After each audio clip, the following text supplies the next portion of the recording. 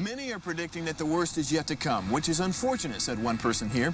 Until now, they've enjoyed the reputation of being the nation's icebox. Watched a burglar in his home this morning by webcam. As a journalist of over 25 years, stories are what make my world turn. Reporting live from the Dallas newsroom tonight, Jeff Crilley, Fox 4 News. But in 2008, I took the jump from my familiar life and started a PR firm from my home. We're talking about anyone with a camcorder like the one I'm using becomes a television network. We started slowly growing the company, and we now have over 100 clients, and we've branched into the world of live digital broadcasting. I now own 8 different TV studios and have a huge team, and the stories that I now get to share are sometimes the most important of my life. Life has a funny way of coming around full circle. This is the Jeff Crilley Show. On this episode, we're going to be talking about the art of public speaking, and I can't think of a better person to educate us on that than Bryan Flanagan with Flanagan Training Group. Thank you for coming on the show. Thank you. We'll bump. There we go. Well, I have to tell my audience that you're one of the most amazing speakers I've ever had the privilege of meeting. And but you weren't a natural speaker. You had to learn. No, I don't trust natural speakers, natural-born speakers, Jeff, much like I don't trust natural-born cardiologists. I don't want a natural-born cardiologist ad-libbing through my chest cavity. So it's an acquired skill. Most people learn to speak when they're, 12, 14 months old, and then go on to higher pursuits. Right. But as a speaker and a trainer, I had to learn my craft. Well, you know, they always say that the number one fear is death, and the number two fear, number one fear is speaking, and the number two fear is death. And if you die on stage, which I know I've done before, you've accomplished both. How do you overcome fear of public speaking? How did you do it? I'm a big believer that it's skill-based. Your attitude is important, but when I call on CEOs, when I call on C-people, and they say, I want my people to go through your presentation skills workshop, I'll say, well, good, when would you like to attend? Oh, I don't need to. Well, why not? Because I'm comfortable. Now, write this down. This is almost good. Comfort kills careers. Wow. You see a lot of people that are comfortable speaking, but they're not very effective because they do things with their mannerisms, with their voice, with their, all of those things that steal from their personal presentation power. And it's so important. I remember Mark Zuckerberg, when he was being called to Capitol Hill, I thought to myself, I was invested in his company at that point. I was like, man, if he has the wrong choice of words or he breaks out in flop sweat in front of Congress, that stock price could really plummet. That's right. So that's one example of why being comfortable presenting is so important. We talk a lot about the nuances. We teach 11 skills, and one of the skills is eliminate those filler words, those verbal viruses. And I say, if you want to hear an example of this, listen to the interview of any professional athlete or anyone in Congress. So without stealing too much of their power, many years ago in the Dallas Morning News, they put a counter on an outfielder for the Atlanta Braves. In a 3-minute interview, he said, 49 times. No kidding. We go to 2009, President Obama takes Hillary Clinton out of the Senate. There's a vacancy in the Senate. Caroline Kennedy steps forward and says, choose me. Well, there was a full-page article in Time magazine that said she's hardly a compelling speaker. During this interview, she said, 142 times. Oh, my goodness. And those are the stealer. They're irregulars. Yes, and so you work with CEOs and executives and just Joe Blow down the street. Yeah, anyone who has to stand to deliver critical information. Yes. That could be HR people, it could be salespeople, it could be project managers, it could be staff meetings. And I teach 3 key principles. And number one, and you've learned this over the years, your audience is more forgiving than you are.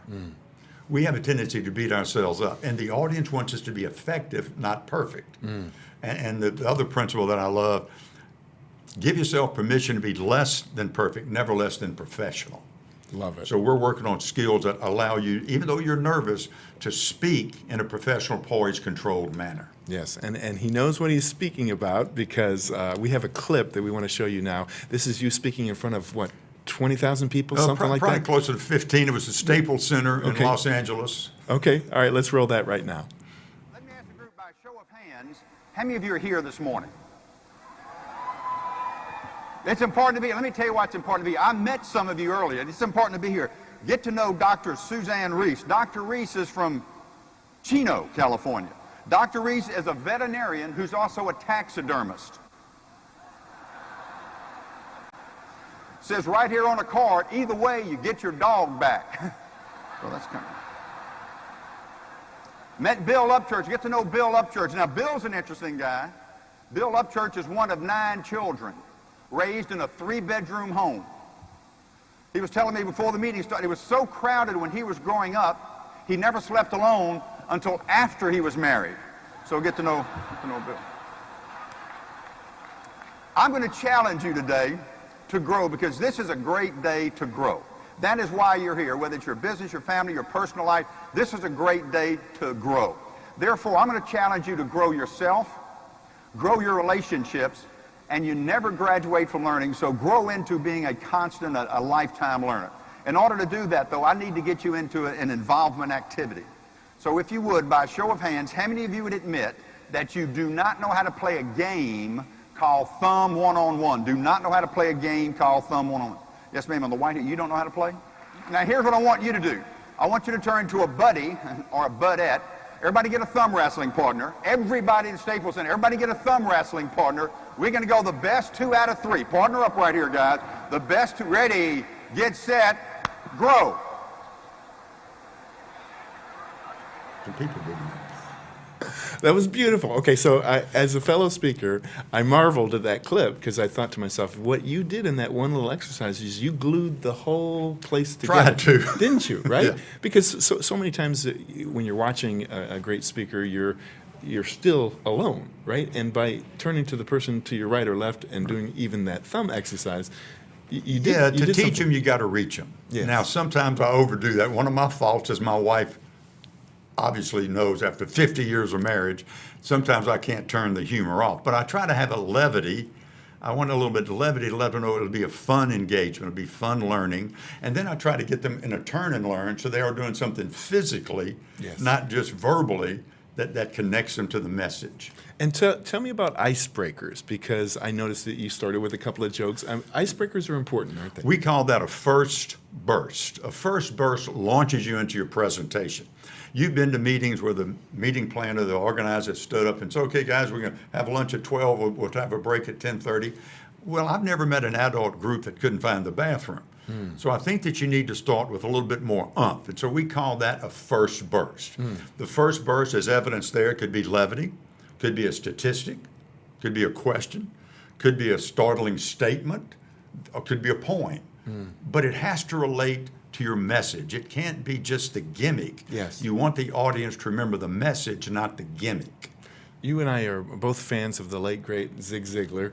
I'll tell you what I took away from Zig, and then I'd like to hear yours. I remember coming to one of his Monday morning devotionals, and I was waiting to see the great Zig Ziglar with the hands and the voice and the pump, and he put his hands in his pockets, and he says, this is the most important meeting we're going to have all week, and just know that you are loved. And I was still waiting for Zig to appear, the one that I had seen on YouTube.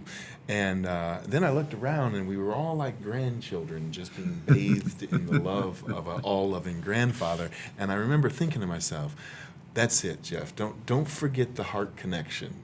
So that was my takeaway. What did you learn from Zig? I think Zig could relate to people different eras of life, of history. He could relate to different times in your life with your raising children, you haven't married, you're courting, you've got grandkids. Zig could relate to every stage of your life because he was homespun, and he really did connect to people through their hearts. Yeah. And you worked with Zig for how many years? Ooh, 30. 30 years. 30 years. Wow, that's amazing. Yeah. And I know sometimes when he couldn't travel, you were Zig's fill-in. Well, that didn't happen often, but what happened was that when he got a little older and he needed a companion, Yes. he needed somebody to sell books in the back of the room, when it made it easier on him when he got a little up there in age, because he was still going strong. Yes. Yes. And that's when I started traveling with him really into the last 4 years of his career. Very cool. We're going to show some pictures of you doing workshops.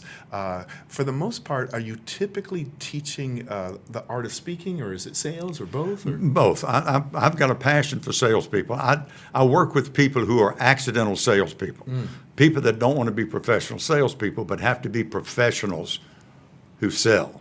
Yes. And that could be licensed professionals. That could be people that in this downturn we've had recently with our economy, they may have to get a job, not where they were, but maybe have to start out in sales. Yes. And that's uncomfortable for them. So I try to take them through a process and remove the mystique of selling. Yes. And the second thing we do is work on people that want to speak more gooder.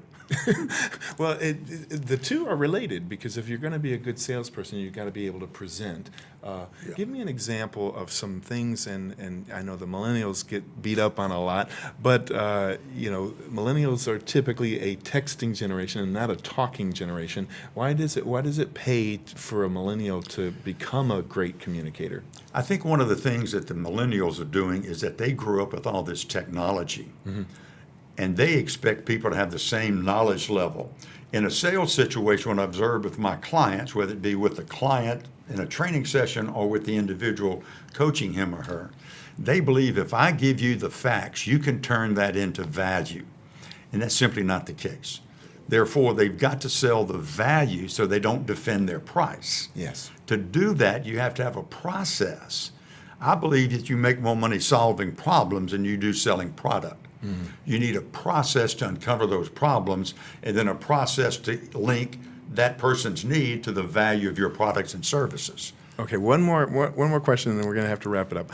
The art of storytelling, because two people can tell the same story, and one crickets, and the other gets a standing ovation. What is the art of telling a great story?